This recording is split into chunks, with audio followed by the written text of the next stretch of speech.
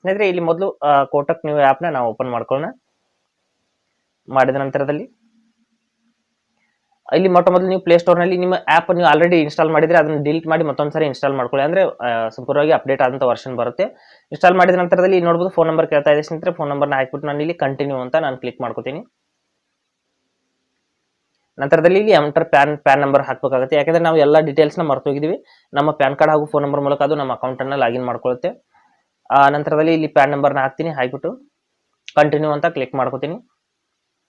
ಇಲ್ಲಿ ನಮ್ಮ ಒಂದು ಇಮೇಲ್ ಐಡಿಗೆ ಒಂದು ವೆರಿಫಿಕೇಶನ್ ಲಿಂಕ್ ಬಂದಿರುತ್ತೆ ಸ್ನೇಹಿತರೆ. ಆ ಒಂದು ಲಿಂಕನ್ನು ನಾವು ಓಪನ್ ಮಾಡಿಬಿಟ್ಟು ಇಲ್ಲಿ ನಮ್ಮ ಒಂದು ಇಮೇಲ್ ಐಡಿನ ಇಮೇಲ್ ಐಡಿ ನೋಡ್ಬೋದು. ಇಲ್ಲಿ ಮೇಲ್ಗಡೆ ಇಮೇಲ್ಗೆ ಬಂದಿದೆ.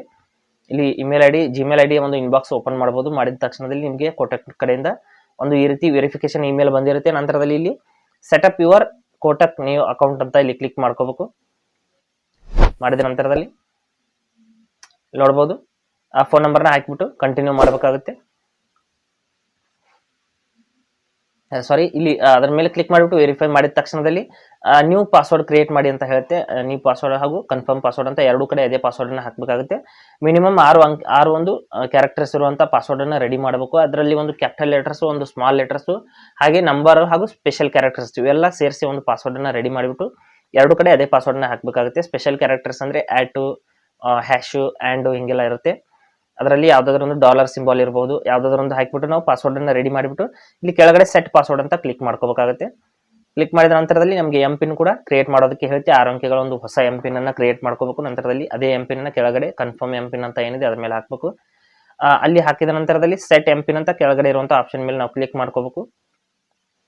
ಕ್ಲಿಕ್ ಮಾಡಿದ ನಂತರದಲ್ಲಿ ಎಂ ಪಿನ್ ಅನ್ನೋದು ಸಕ್ಸಸ್ಫುಲ್ ಆಗಿ ಸೆಟ್ ಆಗುತ್ತೆ. ನಂತರದಲ್ಲಿ ಇಲ್ಲಿ ಫಿಂಗರ್ ಪ್ರಿಂಟ್ ಒಂದು ನೀವು ಅದನ್ನು ಕೊಡಬೇಕು ಅಂದರೆ ಫಿಂಗರ್ ಪ್ರಿಂಟು ಕೂಡ ಇಲ್ಲಿ ಈ ರೀತಿ ನೀವು ಎನೇಬಲ್ ಮಾಡ್ಕೋಬಹುದು. ಮಾಡಿದ ನಂತರದಲ್ಲಿ ಅಕೌಂಟ್ ಸೆಟಪ್ ಕಂಪ್ಲೀಟ್ ಅಂತ ಬಂತು. ಇಲ್ಲಿ ಪ್ರೊಸೀಡ್ ಅಂತ ಕ್ಲಿಕ್ ಮಾಡ್ಕೋತೀನಿ. ಮಾಡಿದ ತಕ್ಷಣದಲ್ಲಿ ನಮ್ಮ ಅಕೌಂಟ್ ಅನ್ನೋದು ಈ ರೀತಿ ನೇರವಾಗಿ ಲಾಗಿನ್ ಆಗಿದೆ. ಈಗ ನಾವು ಯಾವುದೇ ರೀತಿಯಲ್ಲಿ ಇಲ್ಲಿ ಸ್ಟಾಕ್ಸ್ನ ಬೈ ಮಾಡ್ಕೋಬಹುದು ಅಥವಾ ಶೇರ್ ಒಂದು ಮ್ಯೂಚುವಲ್ ಫಂಡು ಹಾಗೆ IPO ಇನ್ನು ಬೇರೆ ಬೇರೆ ಕಡೆಗಳಲ್ಲಿ ಇನ್ವೆಸ್ಟ್ಮೆಂಟ್ ಕೂಡ ಮಾಡಬಹುದು. ನಮ್ಮ ಅಕೌಂಟ್ ಅನ್ನೋದು ಸಂಪೂರ್ಣವಾಗಿ ಈ ರೀತಿ ಲಾಗಿನ್ ಆಗಿದೆ ಸ್ನೇಹಿತರೆ. ಹಾಗೆ ಸ್ನೇಹಿತರೆ ಕೊಟ್ಟಿರೋ ಮಾಹಿತಿ ಸಂಪೂರ್ಣ ಮತ್ತು ನಿರೂಪಣೆ ಮಾಡಿದೆ, ಶೈಲಿ ಉತ್ತಮ ಅಂತ ಅನಿಸಿದ್ರೆ ವಿಡಿಯೋನ ಲೈಕ್ ಮಾಡಿ ಮತ್ತು ನಿಮ್ಮ ಸ್ನೇಹಿತರಿಗೂ ಕೂಡ ಶೇರ್ ಮಾಡಿ. ಹಾಗೆ ಅದ್ರ ಬಗ್ಗೆ ಸಮಸ್ಯೆಗಳು ಡೌಟ್ಗಳಿದ್ರೆ ಕಮೆಂಟಲ್ಲಿ ಅವಶ್ಯವಾಗಿ ತಿಳಿಸಿ. ಮುಂದಿನ ವಿಡಿಯೋದಲ್ಲಿ ಮತ್ತೊಂದು ಹೊಸ ವಿಷಯದೊಂದಿಗೆ ಇದೇ ರೀತಿ ನಿಮ್ಮ ಮುಂದೆ ಬರ್ತೀವಿ. ಅಲ್ಲಿವರೆಗೂ ಟೇಕ್ ಕೇರ್.